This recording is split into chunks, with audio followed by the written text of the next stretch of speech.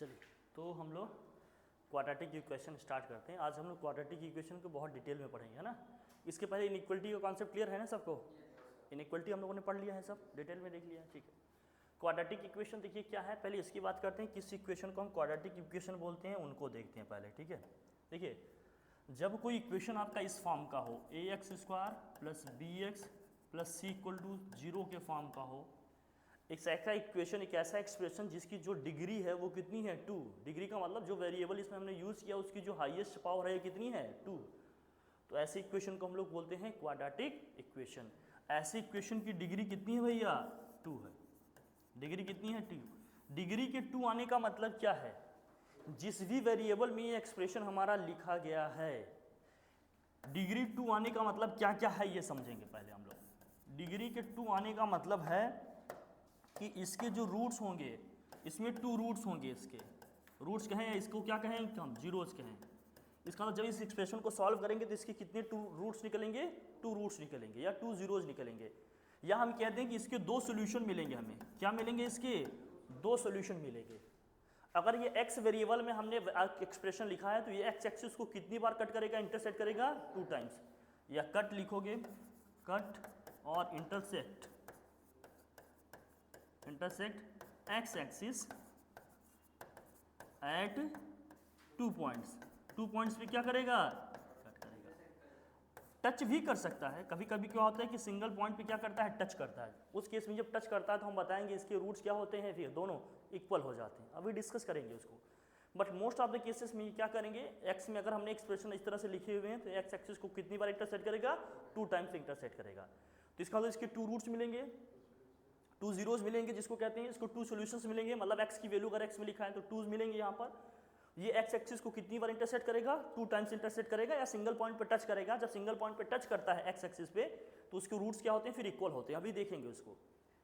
और इसका मतलब क्या है, ये जो क्वाड्रेटिक इक्वेशन आपको यहाँ पर दिख रहा है ना, क्वाड्रेटिक इक्वेशन जो आपको यहाँ दिख रहा है, इसकी डिग्री 2 होती है। डिग्री के 2 होने का मतलब जब हम इसको फैक्टराइज करेंगे तो इसके कितने फैक्टर बनेंगे, यहाँ पर 2 फैक्टर्स बनेंगे। इसके फैक्टर्स कितने बनेंगे, 2 फैक्टर्स। 2 इसके क्या होंगे, फैक्टर्स होंगे। किसके, एक्सप्रेशन के। इस एक्सप्रेशन के 2 फैक्टर बनेंगे। ये क्या करेगा, एक्स एक्सिस को इंटरसेक्ट करेगा कितने पॉइंट्स पे, 2 पॉइंट पे। और इसके 2 सॉल्यूशंस निकलेंगे। और या कहते हैं इसके कितने रूट्स निकलेंगे, 2 रूट्स निकलेंगे या 2 जीरोज निकलेंगे। पहले तो ये बेसिक मतलब समझो कि क्वाड्रेटिक इक्वेशन का मतलब क्या है। क्वाड्रेटिक इक्वेशन का मतलब ऐसा एक्सप्रेशन, ऐसे इक्वेशन जिसकी डिग्री क्या है 2। डिग्री का मतलब हाईएस्ट पावर जो है, वहां जो वेरिएबल हमने यूज किया है 2 है, तो उसको हम बोलेंगे क्वाड्रेटिक इक्वेशन। इसमें एक कंडीशन ध्यान रखना कि ये जो एक्स स्क्वायर का कोफिशिएंट है कभी 0 नहीं होना चाहिए। कंडीशन इसके साथ दी भी रहती है, नहीं भी देती है, तो ये अंडरस्टूड है कि एक्स स्क्वायर का कोफिशिएंट कभी 0 नहीं होना चाहिए। तो ए डज नॉट इक्वल टू 0। 0 को छोड़कर कभी कुछ भी हो सकता है, पॉजिटिव हो सकता है कोई वैल्यू, कोई नेगेटिव हो सकता है, कुछ भी हो सकता है, बट 0। क्योंकि अगर a 0 हो गया तो ये क्वाड्रेटिक इक्वेशन ही नहीं रहेगा, सिर्फ एक क्या हो जाएगा, लीनियर इक्वेशन बन के रह जाएगा। तो जो एक्स स्क्वायर को कोफिशिएंट है वो कभी 0 नहीं होना चाहिए। इसको यह ध्यान इसलिए रखना है कि कभी कभी इस तरह का आपको इक्वेशन देता है, जैसे मान लो सपोज दिया kx² माइनस का k प्लस 2 इक्वल टू 0 दे दिया। पूछेगा इसके रूट्स क्या हैं, इसके रूट्स अगर इक्वल हैं, रूट्स इसके इक्वल हैं तो k की वैल्यू बताओ। इसके रूट्स इक्वल हैं तो k की वैल्यू बताओ। मान लीजिए हमने इक्वेशन को सॉल्व किया, k की वैल्यू क्या आ गई, 0 आ गई, और सपोज करो सॉल्व करने पर 2 आ गया। हम ऐसे रैंडमली वैल्यू ले रहे हैं, ये वैल्यू आ रही है, ऐसा हम ये नहीं कह सकते। जैसे अब इसको सॉल्व ही कर लें, अगर रूट्स इसके इक्वल हैं तो हम कहते हैं d इक्वल टू क्या होता है हमारा 0 होता है। d का मतलब क्या होता है, b² माइनस का 4ac इक्वल टू क्या होगा भैया 0। अब इसको सॉल्व करेंगे, b के प्लेस पे क्या है जरा बताओ, k है, माइनस का k का स्क्वायर करेंगे, माइनस का 4a कितना है, k है, और c कितना है 2 है, इक्वल टू क्या हो गया आपका 0। तो सॉल्व करेंगे आ जाएगा k² माइनस का कितना हो गया 8k इक्वल टू 0। k इसमें कॉमन है कि नहीं, k कॉमन करेंगे हो जाएगा k माइनस 8 इक्वल टू 0। तो 1 टाइम k की वैल्यू 0 आई, सेकंड टाइम क्या आएगी, k की वैल्यू 8 आई। यहाँ की 2 वैल्यू मिली k की, एक 0 आई, एक 8 आई। लेकिन अगर k आपका एक्स स्क्वायर का कोफिशिएंट है तो कंडीशन हम जानते हैं कि एक्स स्क्वायर का कोफिशिएंट कभी 0, तो भले इसको सॉल्व करने पे k की 2 वैल्यूज आ रही हैं, लेकिन जो हमारा फाइनल आंसर होगा वो क्या होगा, सिर्फ क्या होगा, सिर्फ 8 होगा। 0 हम कंसीडर नहीं करेंगे, क्योंकि k की वैल्यू हमने जैसे ही 0 ले ली तो एक्स स्क्वायर का भी कोफिशिएंट 0 हो जाएगा, x का कोफिशिएंट 0 हो जाएगा। मेनली मुझे ये ध्यान रखना होता है कि एक्स स्क्वायर का कोफिशिएंट 0 ना हो। एक्स का कोफिशिएंट 0 हो सकता है, कांस्टेंट टर्म आपको दिया है कि नहीं दिया है इससे कोई मतलब नहीं, लेकिन एक्स स्क्वायर का कोफिशिएंट कभी 0 नहीं होना चाहिए, नहीं तो ये क्वाड्रेटिक इक्वेशन ही नहीं रहेगा। इसलिए कहा जाता है इसके साथ कंडीशन दी भी रहेगी नहीं भी दी रहेगी, इसको दिमाग में हमेशा रखिएगा कि ए कभी भी 0 के इक्वल नहीं होगा, मतलब एक्स स्क्वायर का कोफिशिएंट कभी 0 नहीं हो सकता, क्योंकि एक्स स्क्वायर का कोफिशिएंट 0 हो गया तो ये क्वाड्रेटिक इक्वेशन ही नहीं रहेगा। ये बात समझ में आ गई अपनी। तो क्वाड्रेटिक इक्वेशन का मतलब क्या है, पहले हम लोगों ने ये समझा, ठीक है। इसके 2 फैक्टर्स बनेंगे, जैसे हम फैक्टराइज करेंगे तो इसके कितने फैक्टर बनेंगे, 2 फैक्टर्स बनेंगे। जैसे इन जनरल मान लीजिए कोई इक्वेशन आपने लिख दिया एक्स स्क्वायर प्लस का 5x प्लस 6 इक्वल टू 0, ये अपने आप ही क्वाड्रेटिक इक्वेशन है। अब इसको हम फैक्टराइज करेंगे तो क्या होगा, जब इसको फैक्टराइज करेंगे तो आएगा एक्स स्क्वायर, 5x को आप लिखेंगे 3x प्लस 2x। फैक्टराइजेशन हमें आता है, हम ये मान कर चल रहे हैं, ठीक है। नहीं आता है तो हमने फैक्टराइजेशन पे एक वीडियो अलग से बना रखी है, आप उसको देख लीजिएगा, एकदम डिटेल में समझ जाइएगा।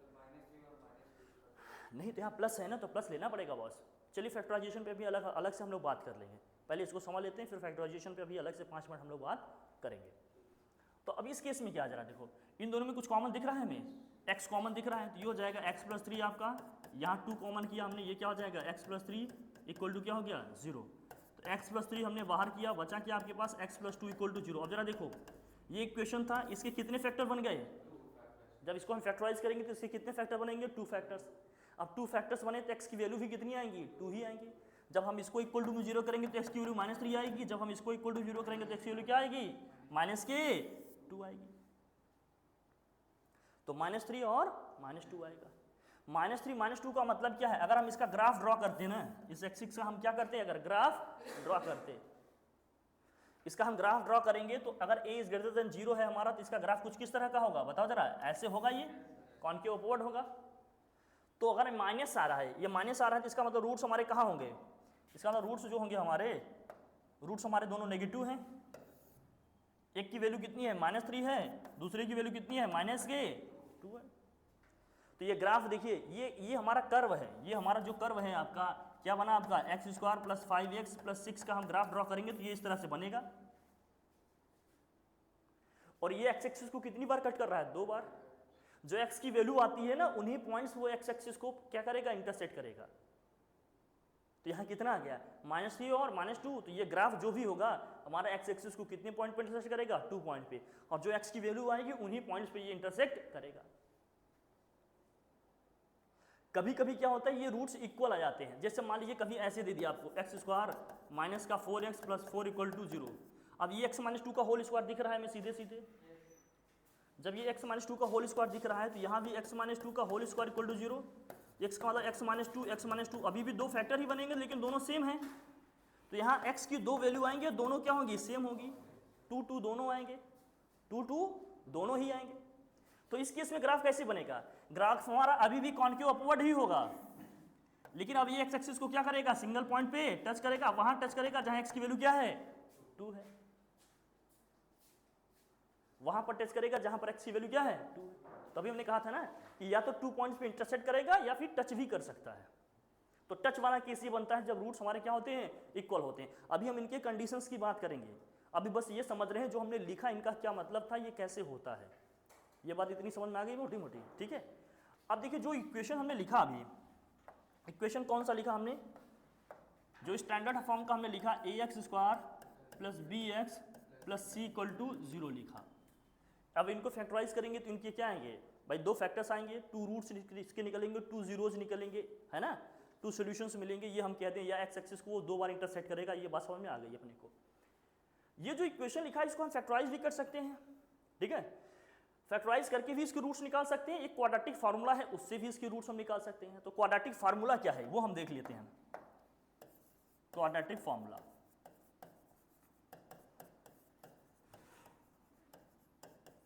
तो जब हम क्वाड्रेटिक फार्मूला की बात करते हैं तो ये होता है x equal to minus B plus minus root में b स्क्वायर माइनस का 4ac दिस होल अपॉन क्या होता है भैया 2 ये होता है।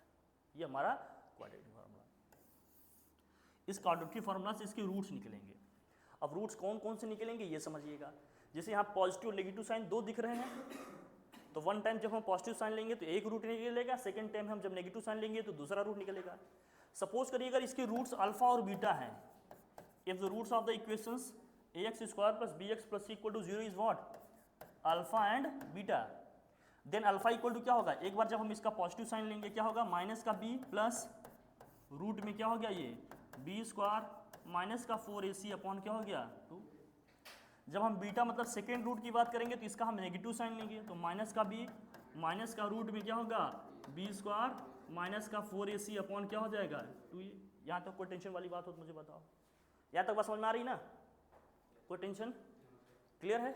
आप जरा देखिए, अब जब हम इसमें सम ऑफ रूट और प्रोडक्ट ऑफ रूट की बात करते हैं, तो जब हम सम ऑफ रूट्स की बात करेंगे ना दोस्त, देखो जरा यहाँ, जब सम ऑफ रूट्स की आप बात करते हैं, इन रूट्स का हम क्या निकाल रहे हैं सम, तो अल्फा प्लस बीटा बराबर क्या होगा, सम करेंगे, सम करेंगे, इन दोनों का सम करूंगा तो देखो क्या होगा, नीचे 2a दोनों में आ रहा है तो एलसीएम आपका 2 ही हो जाएगा, माइनस का b वहाँ भी है, माइनस का b वहाँ है, माइनस 2 भी हो जाएगा ऐड करेंगे तो, लेकिन ये प्लस का रूट में b स्क्वायर माइनस 4ac है, वहाँ पर माइनस का रूट में b स्क्वायर माइनस 4ac है ना यही चीज़, तो वो वाले टर्म कैंसिल हो जाएंगे, माइनस 2b अपॉन 2a आया तो 2 से 2 क्या हो जाएगा कैंसिल, फाइनली ये क्या जाएगा माइनस b बाई ए। इसका मतलब जो सम ऑफ रूट आता है वो हमारा क्या होता है minus b by A. b क्या है x का कोफिशिएंट है, b हमारा क्या है x का कोफिशिएंट है, और a क्या है हमारा x स्क्वायर का कोफिशिएंट है। बात समझ में आया, तो सम ऑफ रूट जो हमारा आता है क्या आता है माइनस b बाई ए, ये ऐसे आता है, ये बात क्लियर है। प्रोडक्ट ऑफ रूट्स की जब आप बात करते हो, जब हम प्रोडक्ट ऑफ रूट्स की बात करते हैं ना दोस्त, तो प्रोडक्ट ऑफ रूट जब आप निकालेंगे तो अल्फा इंटू क्या करेंगे हम बीटा, देखो मल्टीप्लाई करेंगे तो यहाँ क्या होगा a plus B, A minus B जैसा दिख रहा है कि नहीं, ये a के प्लेस पर हमारे पास क्या है माइनस का b है, और b के प्लेस पे क्या है रूट का b स्क्वायर माइनस का 4ac। देखो जो चीज़ यहाँ प्लस में लिखा है वही चीज़ वहाँ माइनस में लिखा है कि नहीं, तो a plus B A minus B जैसा दिख रहा है, तो a plus B A minus B into करेंगे तो a square minus B square बनता है, तो माइनस b का स्क्वायर माइनस आप क्या होगा रूट में b स्क्वायर माइनस 4ac का whole square this whole upon, नीचे तो ये दोनों मल्टीप्लाई हो जाएंगे ना, 2a इंटू 2a मल्टीप्लाई करेंगे तो क्या आ जाएगा ये 4a स्क्वायर। अब स्क्वायर करेंगे तो रूट हट जाता है, तो ये हो गया b स्क्वायर, तो b स्क्वायर माइनस का क्या गया ये 4ac दिस होल अपॉन क्या हो गया 4a स्क्वायर। ब्रैकेट ओपन करेंगे तो क्या होगा जरा बताओ, ये माइनस का b स्क्वायर, ये माइनस माइनस क्या हो जाएगा प्लस 4ac अपॉन क्या हो गया ये 4a स्क्वायर, b स्क्वायर से b स्क्वायर क्या हो जाएगा cancel out, 4ac upon 4a square है, 4 से 4 भी तो कैंसिल हो जाएगा, एक a से a कैंसिल होगा, फाइनली बचा क्या आपके पास c बाई ए। तो alpha into beta equal to क्या आ जाता है इसीलिए हमारा c बाई ए, मतलब एब्सोल्यूट टर्म अपॉन क्या होता है coefficient of x square. Absolute term का मतलब जो x से फ्री टर्म होता है उसी को एब्सोल्यूट टर्म कहते हैं, या फिर क्या बोलेंगे कांस्टेंट टर्म। x जो वेरिएबल है x से फ्री टर्म जो होता है वो हमारा क्या होता है एब्सोल्यूट टर्म होता है, या इसी को बोलते हैं कांस्टेंट टर्म। तो प्रोडक्ट ऑफ रूट्स हमारा क्या आ जाएगा c बाई ए। तो मोटा मोटा हम ये समझ लिए कि रूट्स का जो सम आता है, सम जो आता है alpha plus beta equal to क्या होता है माइनस b बाई ए, जो इनका प्रोडक्ट आता है, प्रोडक्ट क्या आता है भैया c बाई ए। इसमें तो किसी कोई प्रॉब्लम नहीं होनी चाहिए, यहाँ तक बात एकदम क्लियर है ना, किसी कोई प्रॉब्लम नहीं, ठीक है ये क्लियर है ना। चलो अब देखिए रूट से रिलेटेड ना बहुत क्वेश्चंस बनते हैं, इसका मतलब जो भी हमें रूट्स इक्वेशंस के पता होंगे वो सम में होंगे या तो फिर किस में होंगे प्रोडक्ट में होंगे, लेकिन जब इससे हटकर कुछ रूट्स पूछे जाते हैं तब हमें प्रॉब्लम होती है। जैसे मान लीजिए वो आपसे कह दिया रूट्स अल्फा और बीटा ही हैं, रिमार्क में इस बात को रखिएगा, रूट्स आपके क्या हैं अल्फा और बीटा ही हैं, आपसे वो कभी पूछेगा अल्फा माइनस बीटा की वैल्यू बताइए, मतलब डिफरेंस ऑफ रूट्स बताइए। कभी आपसे वो पूछ सकता है alpha square plus beta square की वैल्यू बताओ। પછી कभी वो आपसे पूछ सकते हैं कि alpha square minus beta square की वैल्यू बताओ। कभी वो पूछ सकते हैं कि alpha cube plus beta cube की वैल्यू बताओ। कभी वो आपसे पूछ सकते हैं कि alpha cube minus beta cube की वैल्यू बताओ। ऐसे बहुत सारे होंगे, ये फॉर्मूले आपको बनाने आनी चाहिए, डिज़ाइन करने आनी चाहिए, ये ज़रूरी है, इसको आप ज़रूर नोट करिएगा, इसको ध्यान से देखिए। एक फार्मूला हमने स्टार्टिंग में पढ़ा होगा, अगर आपको पता हो, इन सभी की वैल्यू हमें किसके टर्म में निकालनी है, इन सभी की वैल्यू मुझे किस फॉर्म में निकालनी है अल्फा प्लस बीटा एंड किसके टर्म में अल्फा इंटू बीटा। केवल यही दो एक्सप्रेशन यूज करके इन्हीं सब की वैल्यूज हमें क्या करनी है निकालनी है। तो जब मुझे अल्फा माइनस बीटा निकालना होगा तो हम कैसे करेंगे? अल्फा माइनस बीटा को निकालने के लिए आपके पास जो एक्सप्रेशन बनेगा वो होता है, ध्यान से देखिएगा जरा, अल्फा प्लस बीटा का होल स्क्वायर माइनस का 4 अल्फा बीटा। देखिए अल्फा प्लस बीटा का होल स्क्वायर करेंगे तो alpha square plus beta square plus 2 alpha beta आएगा, और माइनस का 4 अल्फा बीटा है तो प्लस के 2 अल्फा बीटा माइनस का 4 alpha beta minus 2 alpha beta आएगा ये। तो alpha square plus beta square minus 2 alpha beta बनेगा, मतलब अल्फा माइनस बीटा का होल स्क्वायर, रूट के बाहर निकालेंगे तो अल्फा माइनस बीटा ही तो होगा। बात क्लियर हुई हमारी? इसमें कोई दिक्कत नहीं ना? तो पहला एक्सप्रेशन ही बन जाएगा। दूसरे वाले में देखो, alpha square plus beta square की वैल्यू क्या आएगी? अगर अल्फा प्लस बीटा का होल स्क्वायर में लिखता तो क्या बनता भाई? अल्फा प्लस बीटा का होल स्क्वायर क्या बनेगा? Alpha square plus beta square plus 2 alpha beta होगा कि नहीं? ये हमें केवल इतनी की वैल्यू चाहिए तो इसको हम क्या कर दें? ट्रांसफर कर दें। इसका मतलब ये बन जाएगा हमारा अल्फा प्लस बीटा का होल स्क्वायर माइनस का 2 अल्फा बीटा बनेगा। अब इसी तरह से alpha square minus beta square चाहिए तो इसको मैं फैक्टराइज करूंगा, तो क्या हो जाएगा? ए अल्फा माइनस बीटा और क्या बनेगा? अल्फा प्लस बीटा की वैल्यू तो हमें पता है लेकिन अल्फा माइनस बीटा की वैल्यू नहीं पता है, तो अल्फा माइनस बीटा के लिए हमने क्या लिखा? लिख लेंगे इसको। तो ये फाइनल एक्सप्रेशन क्या बनेगा इसका? अल्फा प्लस बीटा रहेगा, सेकेंड ब्रैकेट में क्या जाएगा? रूट में आपका ये आ जाएगा ना अल्फा माइनस बीटा के लिए, अल्फा प्लस बीटा का क्या हो जाएगा? ये होल स्क्वायर माइनस का 4 अल्फा बीटा। ये सब चीज़ें आपको डिज़ाइन करनी आनी चाहिए। कितना याद रखेंगे आप? इसीलिए मैं समझा रहा हूँ कि ये कैसे आ रहे हैं, इसको आप देखिए, ठीक है? नोट करिए इसको जल्दी से। फिर आगे हम बात करेंगे alpha cube plus beta cube का। इसी तरह से क्या आएगा जरा देखो आप लोग, मुझे बताओ, जल्दी से बताओ। चलो alpha cube plus beta cube का क्या आएगा फिर?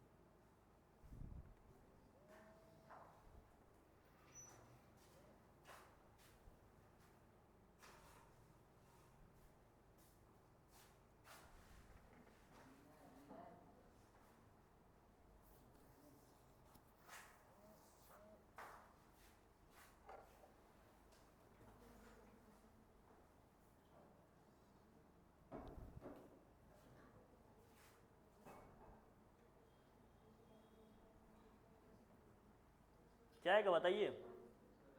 इन सभी की वैल्यू मुझे अल्फा प्लस बीटा और अल्फा इंटू बीटा के फॉर्म में ही लिखनी है, ये ध्यान में रखना पड़ेगा। तो बताइए फिर क्या बनेगा, जल्दी से बताइए। ये तो हटा दें हम। आया?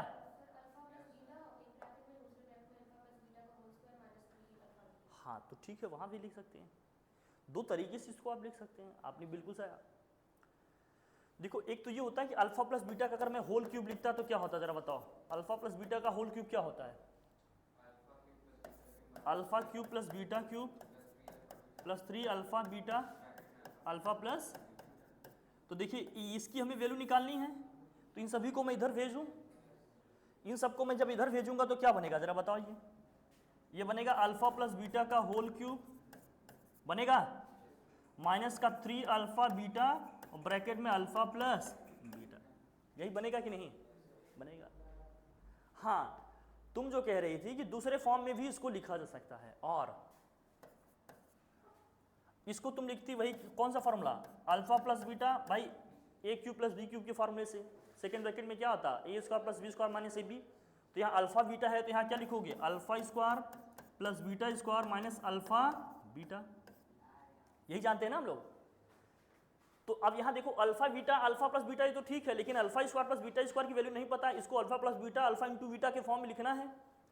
तो ये तो अल्फा प्लस बीटा हो जाएगा, ठीक है, लेकिन इस alpha square plus beta square के लिए हमारे पास क्या है? अल्फा प्लस बीटा का whole square minus 2 alpha beta, और माइनस अल्फा बीटा वहाँ एक अलग से पहले से ही है तो माइनस 3 अल्फा बीटा हो जाएगा।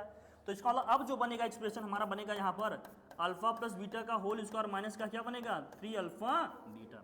और इसको भी मल्टीप्लाई करेंगे तो सेम वही चीज़ मिलेगा। अल्फा प्लस बीटा क्या करें यहाँ से हम, अगर अल्फा प्लस बीटा हम कॉमन कर लें तो ये क्या बनेगा? अल्फा प्लस बीटा का होल स्क्वायर माइनस 3 अल्फा यही सेम चीज़ है कि नहीं?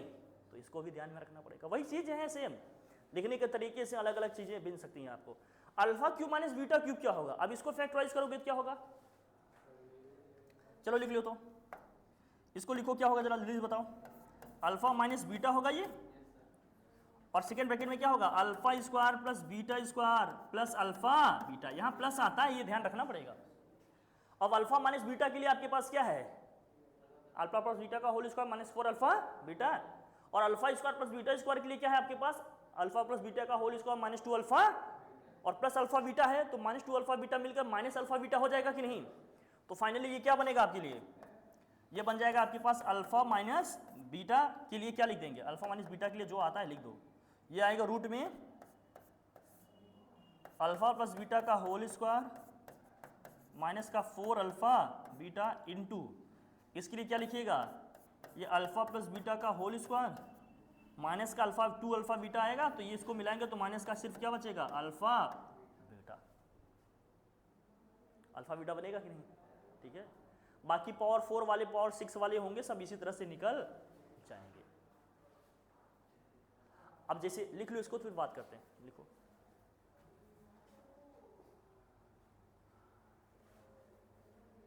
ये वैल्यूज निकालनी आनी चाहिए दोस्त, याद नहीं रख पाएंगे सब आप लोग, ठीक है? इसलिए इसको निकालना सीख लो।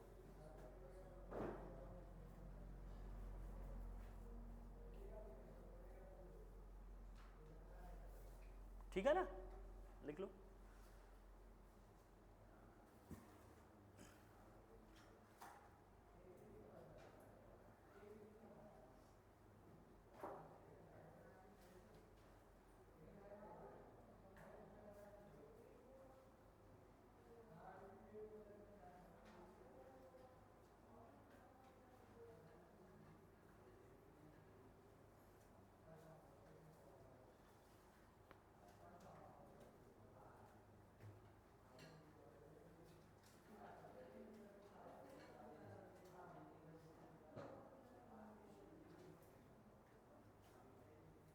लिख लिए?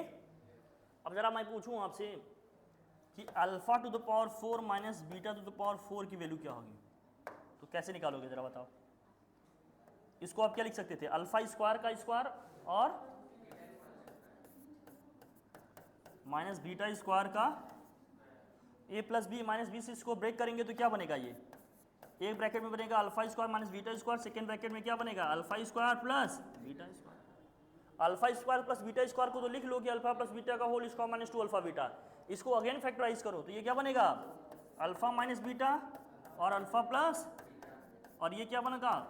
Alpha square plus beta square. भैया अब इन सब का वैल्यू लिखो, तो अल्फा प्लस बीटा को अल्फा प्लस बीटा रहने देते हैं, ये यही होगा। उसका क्या आएगा? इसका लिखते हैं पहले, अभी इसका लिख रहा हूं। ये अल्फा प्लस बीटा का whole square minus 2 alpha beta, और इसके लिए लिखेंगे तो अल्फा माइनस बीटा के लिए क्या है हमारे पास? Under root alpha plus beta का होल स्क्वायर माइनस का 4 अल्फा। तो मेरे कहने का मतलब आइडिया हो गया मोटा मोटा कि कैसे निकालेंगे हम, ठीक है ना? लिखो, ये वैल्यूज, ये रूट्स निकालने का आइडिया होना चाहिए आपको। याद नहीं रख पाएंगे सबको, समझ रहे हैं ना? फटाफट चीज़ों को डिराइव करना सीखो, जल्दी से नोट करो इसको।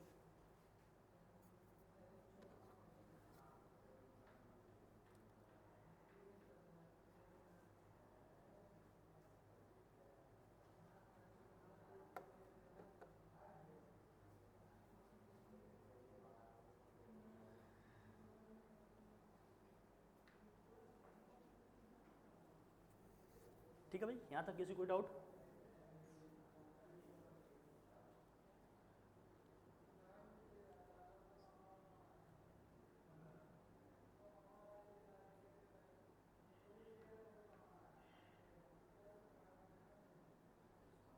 ठीक है, आगे बढ़े। अगर मैं आपसे पूछता इसी में कि बताइए आप alpha two the power 4 plus beta two the power 4 की वैल्यू क्या होगी, तो इसको हम लिख सकते थे अल्फा स्क्वायर का स्क्वायर बीटा स्क्वायर का square.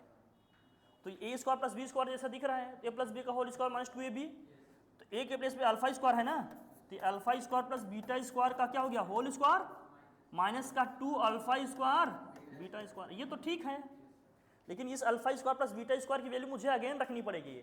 Alpha square plus beta square की वैल्यू हम लोगों ने क्या निकाली थी, जरा देखो, अल्फा प्लस बीटा का whole square minus 2 alpha beta, तो ये वैल्यू यहां रख लेंगे हम, ये बन जाएगा अल्फा प्लस बीटा का होल स्क्वायर, यहां आएगा माइनस 2 अल्फा बीटा, ये किसकी वैल्यू हो गई, अंदर वाले की, होल स्क्वायर हमें अलग से लगाना पड़ेगा, माइनस का 2, इसको चाहो तो अल्फा बीटा साथ में कर लो, स्क्वायर कर लो। बात समझ गए ना कैसे लिखना है, चीज़ों को लिखना सीखिएगा, नहीं तो परेशानी बढ़ेगी। हाँ ऐसे, ठीक है, तो वो तरीका हम लोगों ने सीख लिया कि चीज़ों को कैसे लिखना है।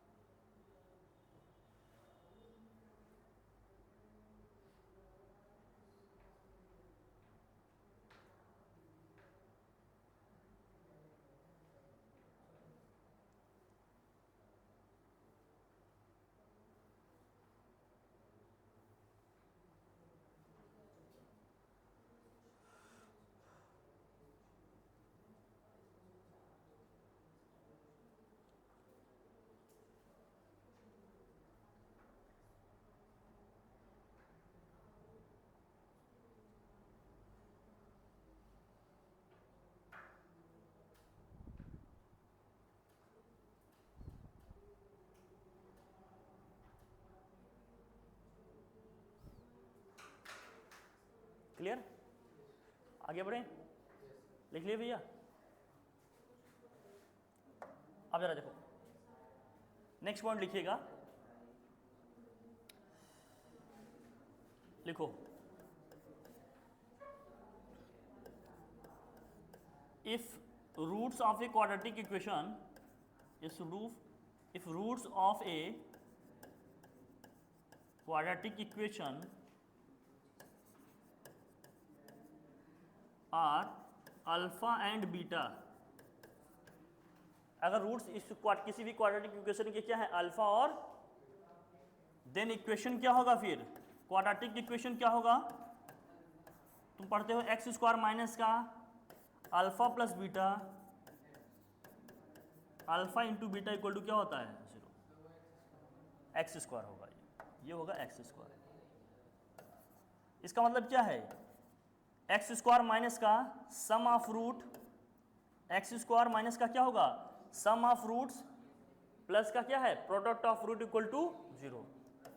इसका मतलब मोटा मोटा क्या है, एक्स स्क्वायर माइनस का sum of roots into x plus का क्या है, ये product of root equal to क्या हो गया, 0। ये याद रखने में आपको प्रॉब्लम हो रही है तो आप इस तरह से याद रखिएगा, मैं थोड़ा सा आसान वे में आपको बता रहा हूं कि कैसे आप इसको याद रखिएगा। जो भी रूट्स दिए रहेंगे ना, जैसे x वेरिएबल में मुझे क्वाड्रेटिक इक्वेशन बनाना है, तो उन रूट्स को x में माइनस करिए, उनका फैक्टर बनाकर इस तरह से लिख लीजिए, रूट्स अल्फा और बीटा है तो x minus alpha into X minus beta equal to क्या है। अब इसका फायदा क्या है, इससे केवल 2 रूट दिए होंगे तभी इक्वेशन बना पाएंगे, लेकिन इससे चाहे जितने भी रूट्स दिए होंगे पूरा इक्वेशन हम, सपोज करो अगर हमें 3 रूट्स दिए हैं ना, तो तीसरा फैक्टर बना देंगे x माइनस गामा, तीनों को मल्टीप्लाई कर देंगे, पूरा हमारा इक्वेशन निकल के आ जाएगा। इसमें केवल 2 रूट दिए होंगे तभी निकाल पाएंगे, लेकिन अगर 2 से ज्यादा रूट दिए हैं, पूछेंगे क्यूबिक इक्वेशन है या इक्वेशन ऑफ डिग्री 4 है, 4 रूट्स दिए हैं, इक्वेशन बताओ, तो क्या करेंगे, चारों रूट्स को x में माइनस करते हैं, सबको फैक्टर इस तरह से बनाएंगे, मल्टीप्लाई करके लिख देंगे, वो इक्वेशन हमारा आ जाएगा। अब इसको सॉल्व करोगे तो देखो वही आ जाएगा, जरा इसको सॉल्व करोगे देखो यही आ जाएगा मल्टीप्लाई करने पे। तो इसको ध्यान में रखना, ये 1 से ज़्यादा n रूट्स के लिए है ठीक, वो केवल 2 रूट के लिए ही आप लगा पाओगे, तो n रूट वाला भी कॉन्सेप्ट दिमाग में रखिएगा अपना, ठीक है। x में माइनस करेंगे, सबका फैक्टर इस तरह से लेंगे, मल्टीप्लाई करेंगे, जो भी आएगा लिख देंगे। बात समझ में आ गई इतनी, जल्दी से नोट कर लो।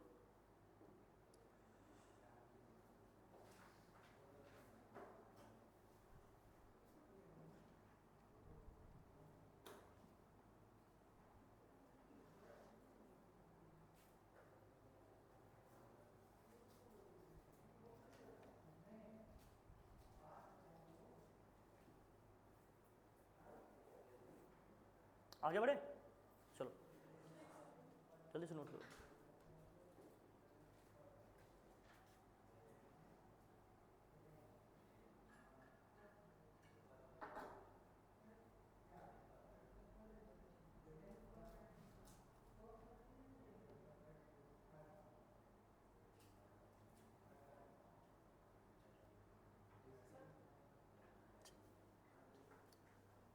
कुछ स्पेशल केसेस ध्यान रखिए, स्पेशल रूट्स।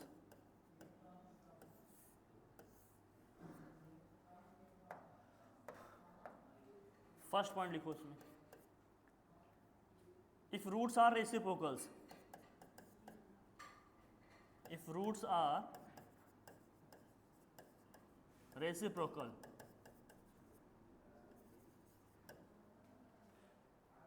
मतलब अगर रूट्स अगर आपके क्या हैं, एक अल्फा है और दूसरा क्या है 1 अल्फा, एक दूसरे के क्या है ये रेसिप्रोकल है, रेसिप्रोकल ऑफ ईच अदर, चाहे जो भी लिखो, या one is reciprocal of other ऐसे कह देगा वो, one is reciprocal of other या रेसिप्रोकल ऑफ ईच अदर। एक अल्फा है तो दूसरा क्या हो जाएगा 1/अल्फा। अब अगर आपके पास क्वाड्रेटिक इक्वेशन, अब आपके पास अगर quadratic equation ax² plus bx plus c है, तो जब मैं प्रोडक्ट ऑफ रूट लूंगा तो अल्फा और 1/अल्फा मल्टीप्लाई करूंगा तो अल्फा से अल्फा क्या हो जाएगा कैंसिल। इसका मतलब जब मैं प्रोडक्ट की बात करूंगा ना तो प्रोडक्ट क्या हो जाएगा इसका अल्फा इंटू 1/अल्फा, ये क्या होता है c/a होता है, तो ये c अपॉन कितना हो गया a, अल्फा से अल्फा क्या हो गया कैंसिल, तो यहाँ 1 आया, क्रॉस मल्टीप्लाई करेंगे तो a इक्वल टू क्या हो जाएगा। इसका मतलब रूट्स अगर रेसिप्रोकल हैं तो जो एक्स स्क्वायर को कोफिशिएंट होगा वो कांस्टेंट टर्म के हमेशा क्या आएगा इक्वल आएगा। नोट कर लो इसको, जल्दी से नोट करो।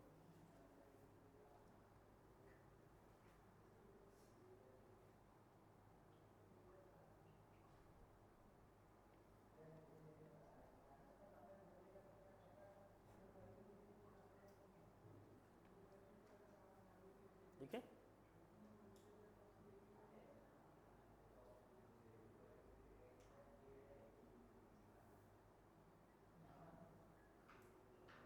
डन, आगे बढ़े।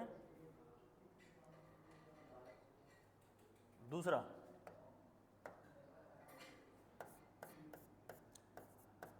इफ वन रूट इज 0, अगर उनमें से एक रूट क्या है 0 है, तो मान लेते हैं रूट्स इनके क्या है, मान लेते हैं इनके रूट्स अल्फा और क्या है एक 0 है, तो जब मैं फिर से अगेन प्रोडक्ट ऑफ रूट लूंगा तो क्या आएगा जरा बताइए। प्रोडक्ट ऑफ रूट जब मैं लूंगा तो ये अल्फा इंटू 0 होगा, ये होता है c/a, तो यहां से देखो ये 0 हो गया ना, क्रॉस मल्टीप्लाई करूंगा तो ये 0 हो जाएगा, तो c की वैल्यू क्या आएगी फाइनली 0 आ जाएगी। भाई ये वाला टर्म 0 हो जाएगा, a से 0 को मल्टीप्लाई करेंगे तो 0 ही आएगा, तो c इक्वल टू क्या जाएगा 0। इसका मतलब जब एक रूट 0 होगा किसी भी क्वाड्रेटिक इक्वेशन में तो एब्सोल्यूट टर्म उसमें नहीं होगा, या ये कहते हैं कि कांस्टेंट टर्म हमेशा क्या हो जाएगा 0 हो जाएगा। ठीक, लिख लिया।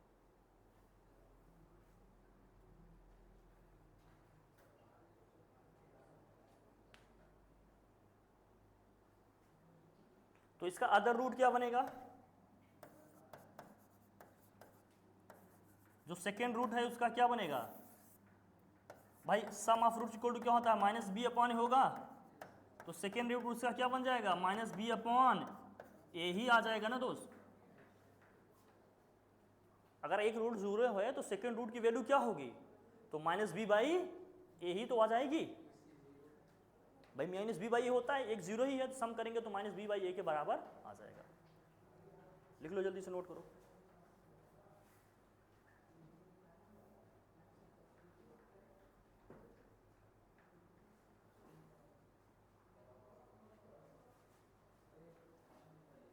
ठीक है, आगे बढ़े।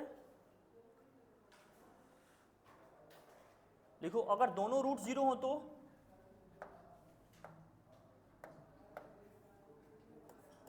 देखो इफ बोथ रूट्स आर 0,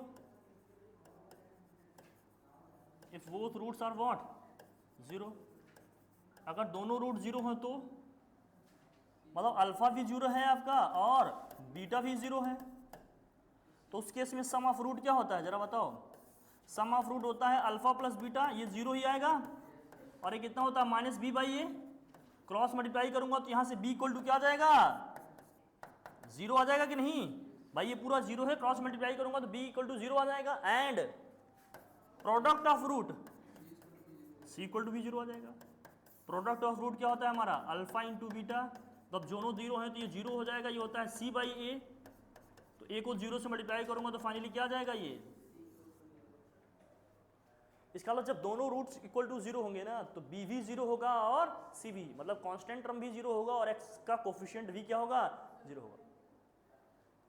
इसका मतलब सिंपली इक्वेशन तुम्हारा ऐसे दिया होगा, या तो x square equal to zero लिखा होगा, या तो मान लो a x square equal to something क्या लिखा होगा, जीरो। इस केस में दोनों एक्स की वैल्यू क्या आएगी, जीरो हो जाएगी। बिल्कुल सिर्फ ए कभी भी जीरो नहीं होगा, मैं बार बार कह रहा हूँ, ए अगर जीरो हो गया तो फिर मामला क्या हो जाएगा। ठीक है, डन। लिखो जल्दी से लिखो, इसे इंपॉर्टेंट केसेस है, ध्यान में रखिएगा।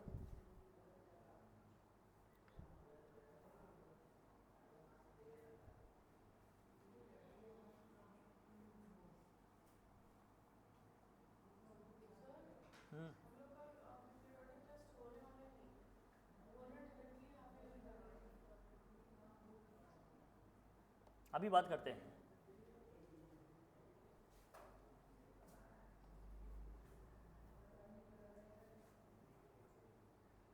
कुछ केसेस ध्यान रखिए। हाँ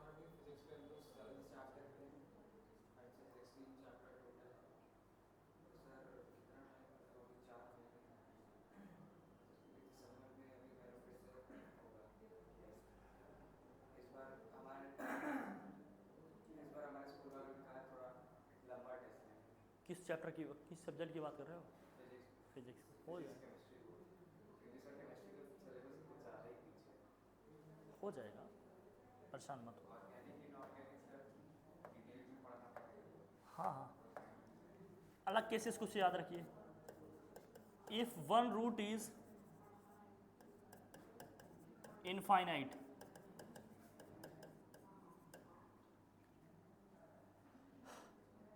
जब एक रूट आपका इनफाइनाइट होता है ना तो फिर आपका ए इक्वल टू क्या होगा, जीरो। ये कुछ स्पेशल केसेस ध्यान रखिए, मतलब एक्स स्क्वायर को कोफिशिएंट इस केस में क्या हो जाएगा, जीरो। सबकी अपॉन में ए आता है, जब ए ही जीरो हो गया तो सब क्या हो जाएगा, इनफाइनाइट हो जाएगा। दूसरा केस लिखिएगा, if both the roots are infinite. हाँ लेकिन ये स्पेशल केस बनता है, इसको ध्यान रखिएगा। अगर एक रूट इनफाइनाइट हो गया तो ए इक्वल टू क्या हो जाएगा, जीरो। If both the roots are infinite, if both roots are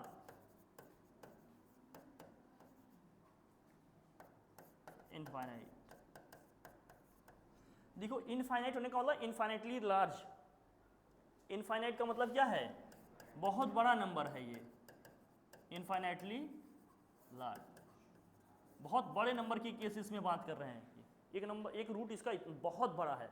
infinite in the sense का मतलब इनफाइनाइटली लार्ज, मतलब बहुत बड़ा है नंबर है वो अपने आप में, तो उस केस में ये होगा।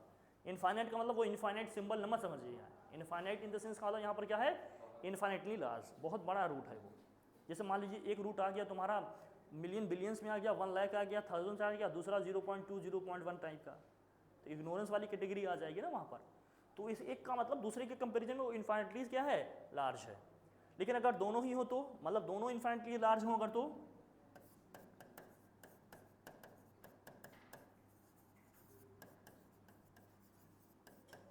उस केस में बनता है आपका ए भी जीरो होगा और बी भी क्या होगा, जीरो होगा। कुछ स्पेशल केसेस हैं, ये ध्यान में आपको रखना चाहिए। ठीक है, ये बात समझ में आई, नोट करो, ये केस ध्यान में रखना पड़ेगा। आज संडे है ना तो बहुत लोग आएंगे।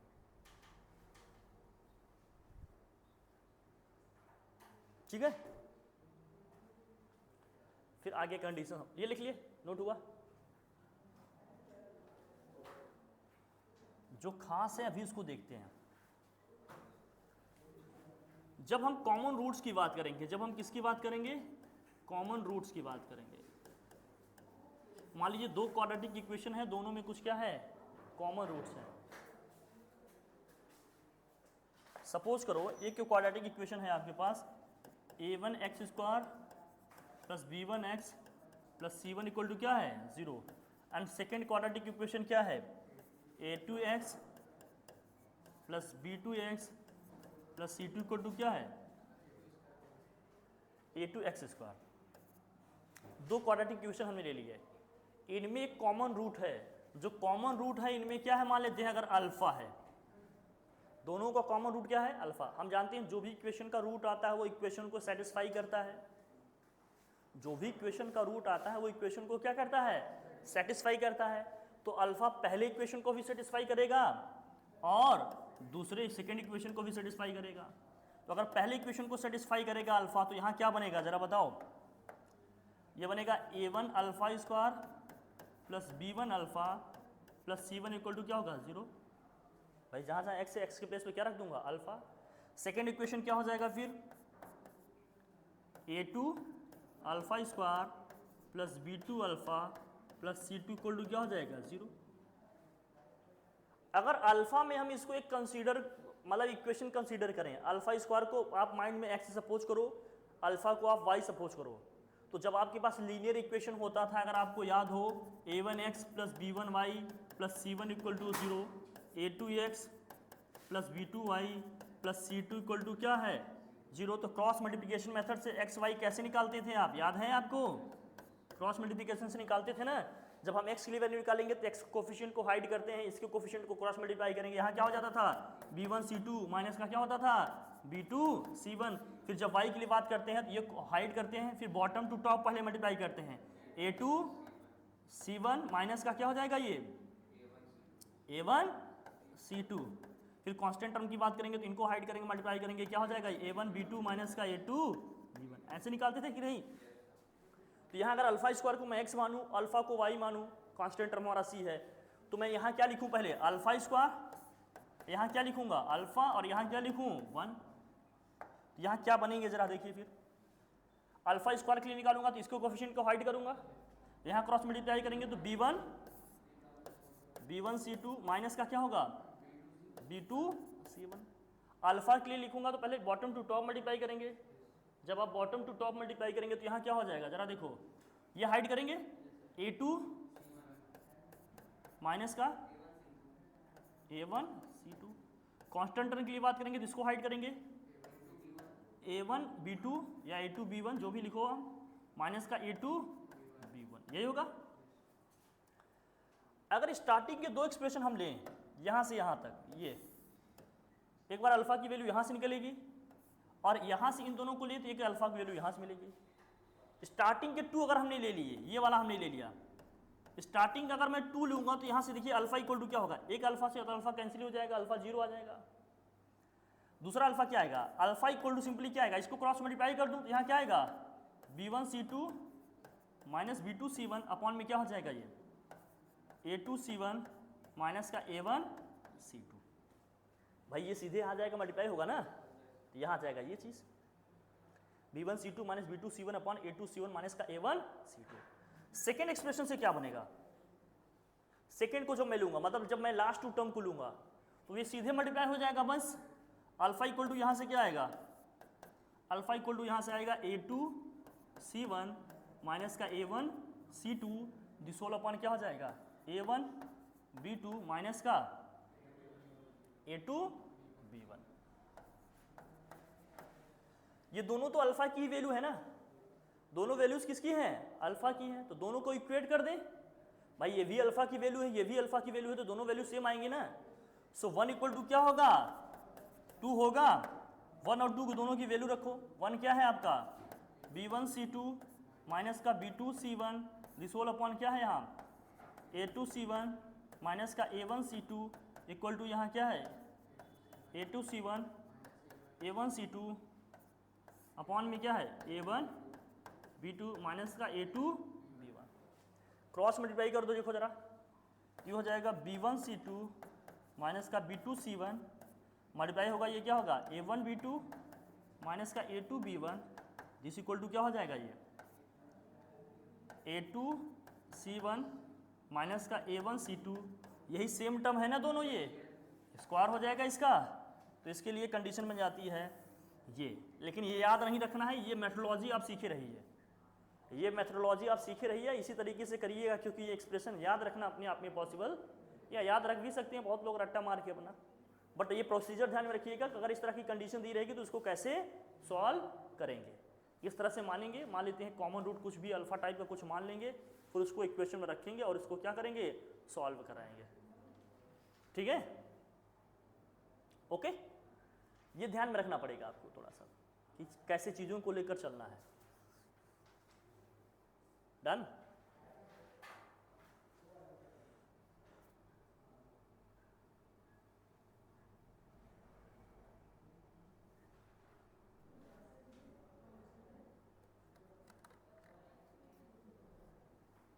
ये प्रोसीजर आपको ध्यान में रखना चाहिए।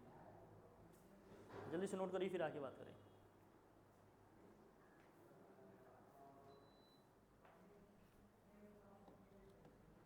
नोट करिए, नोट करिए। पानी हो गया आज तो।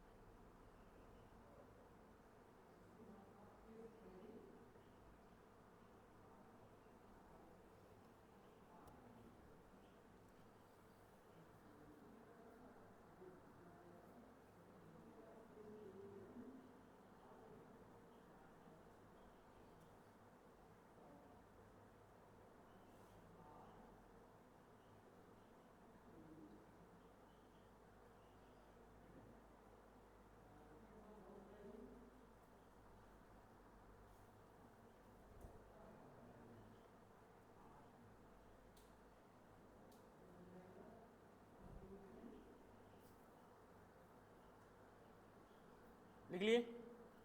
डन। आगे बढ़ें। इसी में एक स्पेशल केस आता है, अगर दोनों रूट्स कॉमन है तो ये both the roots are common. देखो, अगर दोनों रूट्स इक्वेशन में कॉमन हो तो स्पेशल केसेस हैं ये। If both roots are common,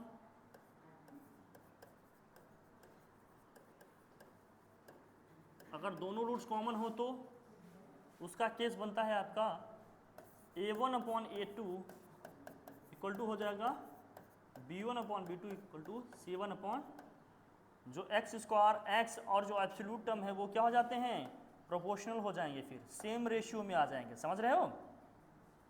जब दोनों रूट्स कॉमन हो जाएंगे तो फिर क्या हो जाएगा, जब दोनों रूट्स कॉमन हो जाएंगे तो एक्स स्क्वायर एक्स और इनके जो कोफिशिएंट है ना एब्सोल्यूट टर्म, ये क्या होंगे, सेम प्रोपोर्शन में आ जाएंगे। मतलब एक्स स्क्वायर का कोफिशिएंट जो पहले इक्वेशन में है अपॉन क्या होगा, एक्स स्क्वायर का कोफिशिएंट जो सेकेंड इक्वेशन में है, एक्स का कोफिशिएंट जो पहले इक्वेशन में है अपॉन एक्स का कोफिशिएंट जो सेकेंड इक्वेशन में है, और कांस्टेंट टर्म या एब्सोल्यूट टर्म जो फर्स्ट इक्वेशन में है अपॉन कांस्टेंट या फिर एब्सोल्यूट टर्म जो सेकेंड इक्वेशन में है, ये हो जाएगा। बात समझ में आई? ठीक है, नोट कर लो इसको। If the roots are common then ये होगा। जल्दी से लिखो, जल्दी लिखो, आगे बात करते हैं। जब दोनों रूट्स कॉमन होंगे तो ये कंडीशन बनेगी, इसको दिमाग में रखना है, ठीक है? ओके, चलिए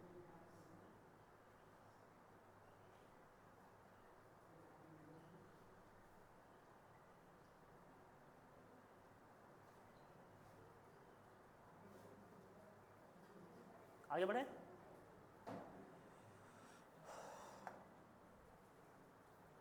ये बहुत ही रिमार्केबल पॉइंट है, इसको ध्यान में रखिएगा। If roots of the quadratic equation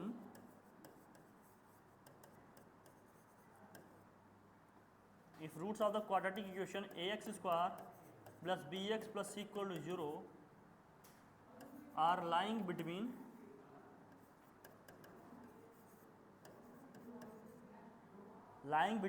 m and n, then अगर रूट्स इसके m और n के बीच में लाई कर रहे हैं तो क्या होगा? m मान लेते हैं छोटी वैल्यू है, n क्या है इसमें? बड़ी वैल्यू है। देन क्या हो जाएगा फिर?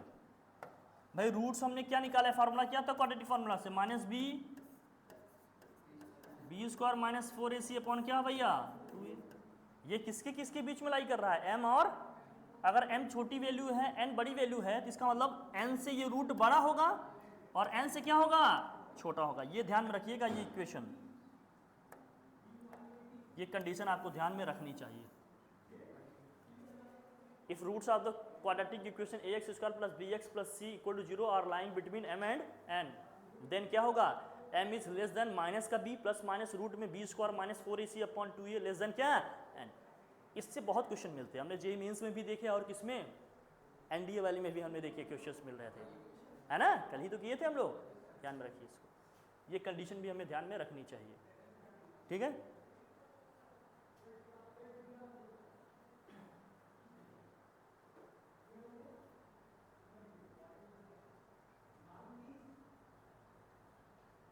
आगे बढ़े।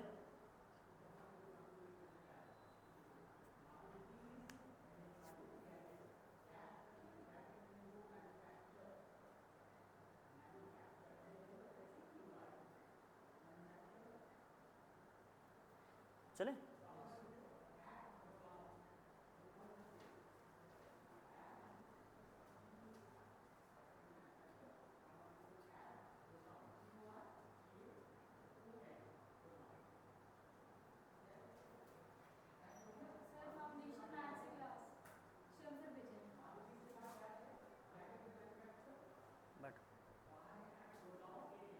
नेक्स्ट लिखिएगा। हो गया ना ये? नेक्स्ट देखिए। If one root of the quadratic equation, one root of the quadratic equation, हाँ आ जाओ, ax square plus bx plus c equal to 0 is 1। अगर इसका एक रूट 1 है तो क्या होगा? If one root of the quadratic equation is 1, then other root क्या होगा इसका? अदर का मतलब second root,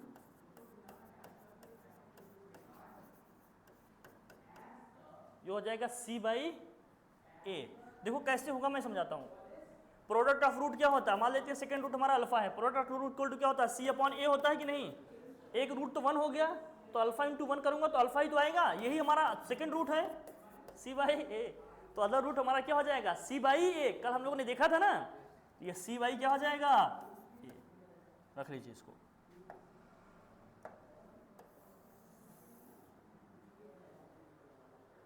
if one root of the quadratic equation is 1, then other root इसका क्या हो जाएगा? सेकेंड रूट क्या हो जाएगा? c बाई ए।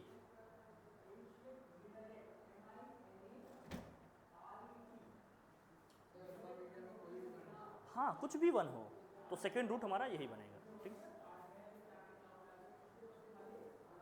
बात क्लियर है? आगे बढ़ें। कुछ ऐसे केसेस आपको ध्यान में रखनी चाहिए, तब जाकर बात आपकी बनेगी।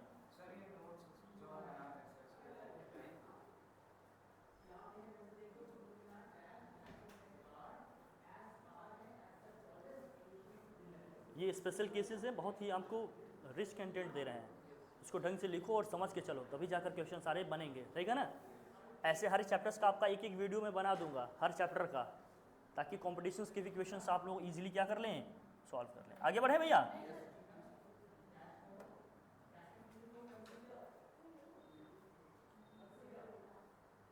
जल्दी से नोट करो भाई, चले।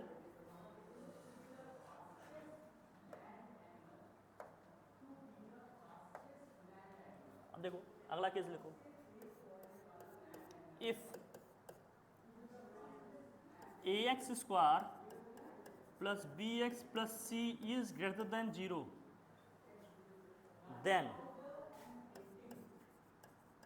देन क्या होगा कि B square minus 4ac is less than क्या होगा, 0।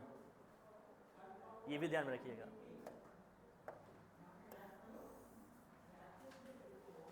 If ax square plus bx plus c is greater than 0, then क्या होगा, B square minus 4ac is less than D square minus 4ac क्या है, डिस्क्रिमिनेंट है, पता है ना। चलिए अच्छा इसको भी बात कर लेंगे। B square minus 4ac less than क्या होगा, 0 होगा, और इसी का अपोजिट अगर ये लेस देन 0 होगा तो ये क्या हो जाएगा, ग्रेटर देन 0। तो हर चीज़ नहीं लिखा रहे हैं, एक जो अंडरस्टूड है उसको आप समझते रहिएगा, ठीक है। जल्दी से लिखो।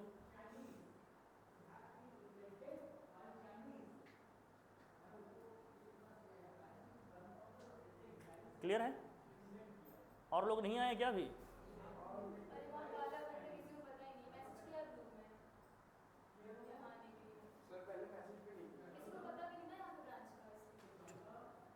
चलिए कोई बात नहीं, लिखा आप लोगों ने भाई, लिख लिए।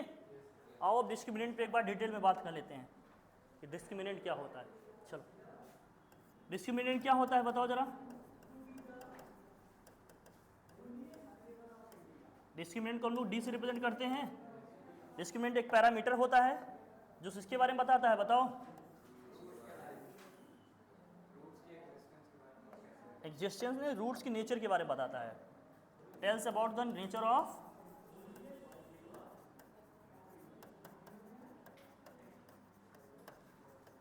Of roots. रूट्स के नेचर के बारे में बताता है ये कौन, डी आपका। और ये डी क्या होता है, डिस्क्रिमिनेंट डी क्या होता है, बी स्क्वायर माइनस का 4ac। डिस्क्रिमिनेंट डी जो होता है वो होता है बी स्क्वायर माइनस का 4ac। अब इस डी की देखिए कितनी वैल्यूज पॉसिबल हैं। अब इसको मैं सॉल्व करूंगा। अब ये तो पता है ना बी ए सी क्या है, बी एक्स का कोफिशिएंट है, ए क्या है एक्स स्क्वायर का कोफिशिएंट, सी क्या है आपका कांस्टेंट टर्म है। अब इस डी के कितने पॉसिबल वैल्यूज हैं ये देखिए फटाफट।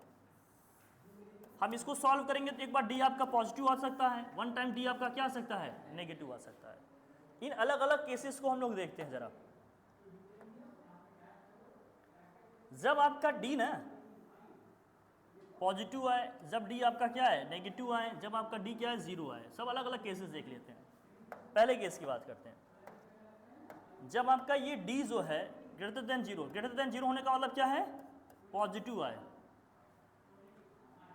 जब आपका डी क्या है 0 आए, जब का डी क्या है आपका लेस देन 0, लेस देन 0 होने का मतलब क्या है, नेगेटिव आए डी।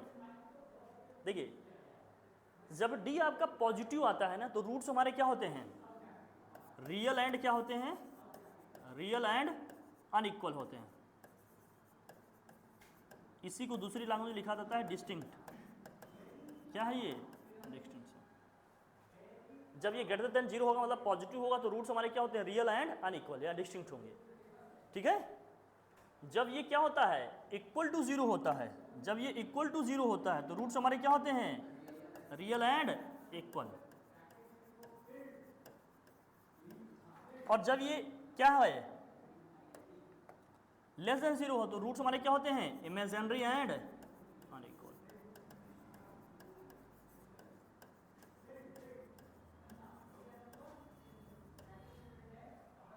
तो 3 केसेस बने। जब डी ग्रेटर देन 0 हो तो क्या होता है, रूट्स रियल एंड इक्वल होता है। जब डी इक्वल टू 0 हो तो रूट्स हमारे क्या होते हैं, रियल एंड इक्वल होता है। जब रूट्स हमारे इमेजिनरी हो तो रियल एंड क्या होता है, अनइक्वल होता है। मतलब डी नेगेटिव हो जाता है, रूट्स हमारे इमेजिनरी एंड अनइक्वल होता है। इन दोनों केसेस में रूट्स रियल आते हैं। जब क्वेश्चन में कहेगा ना रूट्स आर रियल तो इसका मतलब ये दोनों केस हमें लेना है। जब रूट्स आर केवल क्या कहेगा, इफ रूट्स आर रियल,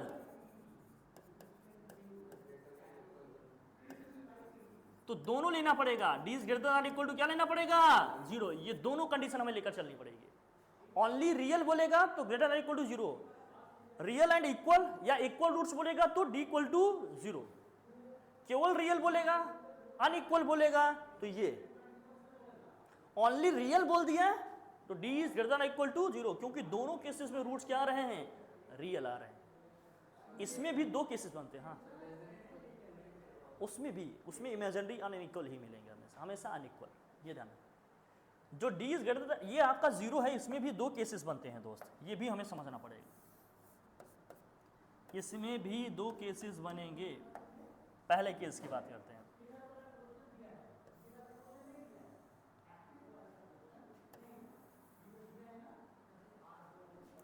जो यहां डी की वैल्यू आएगी इसको हम सॉल्व करेंगे। ये किसी का क्या है, परफेक्ट स्क्वायर आ जाए तो क्या है, एक परफेक्ट स्क्वायर आ जाए।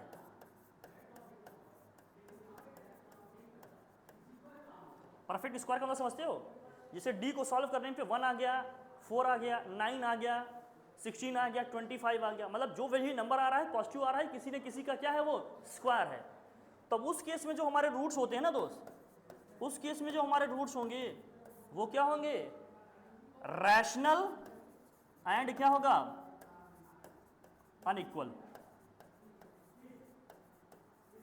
रूट्स हमारे क्या होंगे, रैशनल एंड अनइक्वल। लेकिन परफेक्ट स्क्वायर नहीं है तो नॉन परफेक्ट स्क्वायर,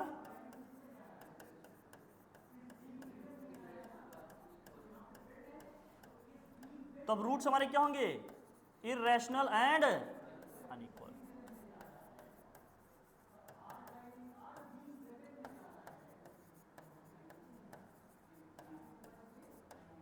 तब रूट्स हमारे होंगे क्या, इररेशनल एंड अनइक्वल। तो इस रियल एंड अनइक्वल में भी दो केसेस बनते हैं। अब ये नंबर ध्यान में रखिएगा, किस टाइप के नंबर्स की हम बात कर रहे हैं। जैसे यहाँ पर कुछ ऐसे नंबर्स मिल जाए, 1 आ गया, 4 आ गया, 9 आ गया, 16 आ गया, 25 etcetera etcetera. Non perfect square का मतलब जैसे 2 आ गया, 3 आ गया, 7 आ गया, है ना, 10 आ गया, एटसेट्रा एटसेट्रा। ऐसे मतलब नंबर्स आ रहे हैं, कुछ पॉजिटिव ही आ रहा है, लेकिन वो किसी का परफेक्ट स्क्वायर नहीं है। तो ऐसे में जो रूट्स मिलते हैं हमारे क्या बनते हैं, इररेशनल एंड अनइक्वल बन जाएंगे। Irrational and unequal. बात समझ में आई इतनी, इसमें कोई टेंशन वाली बात, यहां तक का सफर ठीक है, आगे बात नहीं आते। और लोग भी आ रहे हैं ना अभी, अच्छा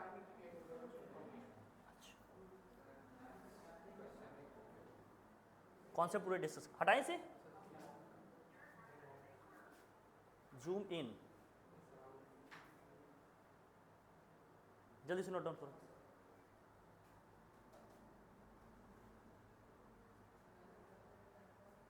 ध्यान रखना, जब रूट्स आर ओनली रियल बोलेगा तो ये दोनों कंडीशन लेकर चलेंगे हम लोग। ठीक है, आगे बढ़ें, चलो भाई, लिख रहे हो क्या, जल्दी से नोट डाउन करो। हो गया, नेक्स्ट कंडीशन। इनके ग्राफ्स के आइडिया रखिएगा जरा।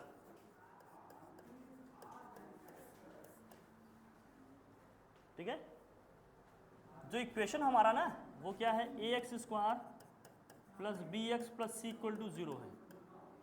देखो ग्राफ्स को हम लोग दो पार्ट में समझते हैं। जब a हमारा क्या हो, ग्रेटर देन 0 हो, मतलब एक्स स्क्वायर को कोफिशिएंट जब क्या हो, जब एक्स स्क्वायर को कोफिशिएंट क्या हो, लेस देन 0।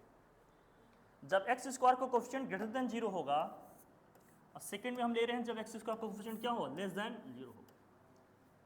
तो जब एक्स स्क्वायर कोफिशिएंट क्या हो, ग्रेटर देन 0 हो, तो यहाँ क्या ग्राफ कैसे बनता है, कॉनकेव अपवर्ड बनता है। जब एक्स स्क्वायर कोफिशिएंट क्या हो, नेगेटिव है, तो ग्राफ हमारा कैसा बनता है, कॉनकेव डाउनवर्ड। इसको ध्यान में रखिएगा, यहां बनेगा कॉनकेव अपवर्ड, यहां बनता है कॉनकेव डाउनवर्ड। यहां कॉनकेव अपवर्ड बनेगा, वहां कॉनकेव क्या होगा, यहां जो हमें रूट्स की वैल्यूज मिलेंगी ना, यहां से हम क्या निकाल पाएंगे इसके, जब ग्राफ ऊपर की तरफ जा रहा है तो कहां तक जाएगा, इसका कोई एंड है क्या, नहीं। तो इस केस में हमें ना जो भी यहाँ पर रूट्स मिलते हैं या जो भी इस फंक्शन की वैल्यू मिलेगी, क्या मिलेगी हमें? मिनिमम वैल्यू होगी। क्या वैल्यू मिलेगी इसकी? मिनिमम। क्या मिलेगी?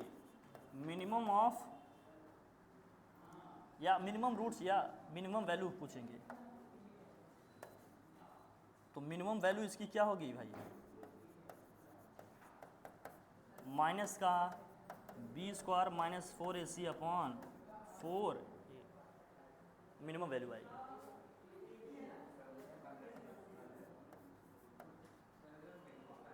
मिनिमम इन द सेंस का मतलब जैसे ग्राफ ऐसे जा रहा है तुम्हारा, देखो जैसे ये ग्राफ हमारा, तो ये इनफाइनाइट तक जाएगा ना, ऐसे कोई एंड है क्या इसका? नहीं। लेकिन जो इसकी ग्राफ की मिनिमम वैल्यू होगी यू तो हमें मिल पाएंगे ना, कि कहीं से ये टर्न ले रहा है, जहां से टर्न ले रहा होगा वो पॉइंट तो हमें मिल जाएगा ना। वो पॉइंट एग्जैक्टली कितना होगा? माइनस का B square minus 4ac upon क्या होता है? 4a। ये वाई की वैल्यू होती है ना एक्चुअली। लेकिन मैक्सिमम कितना जाएगा इसका कोई एंड नहीं है। इस केस में क्या है, जब आपका ग्राफ नीचे जा रहा है इस तरह से, तो ये देखो जरा ऐसे, अब हम यहाँ पर हैं तो ये हमें मैक्सिमम वैल्यू मिली, क्योंकि हम नेगेटिव डायरेक्शन में जाएंगे तो जितना नीचे जाएंगे वैल्यू उतनी छोटी होती जाएगी ना। लेकिन छोटी होकर वो कितनी छोटी होगी ये हमें क्लियर है क्या? नहीं। तो इस केस में हमें क्या मिलेगा? इस फंक्शन का मैक्सिमम वैल्यू मिलेगी इसकी। क्या मिलेगी इसकी? हमें मैक्सिमम वैल्यू। तो मैक्सिमम वैल्यू क्या हो जाएगा इसका? एक्सप्रेशन सेम आता है, ये नहीं बदलेगा। B square minus 4ac upon क्या होता है? 4a। दोनों में यही होगा, मैक्सिमम वैल्यू पूछेगा तो भी मिनिमम वैल्यू पूछेगा। लेकिन ये कंडीशन तब है जब a is less then 0। a less than 0 का मतलब क्या है? एक्स स्क्वायर का कोफिशिएंट नेगेटिव है। a इज ग्रेटर देन 0 होने का मतलब क्या है? एक्स स्क्वायर का कोफिशिएंट क्या है? पॉजिटिव है।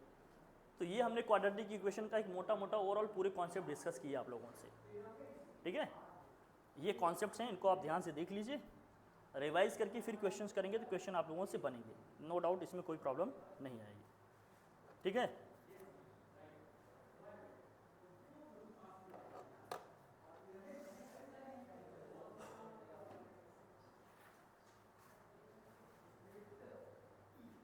डन, ठीक है भैया।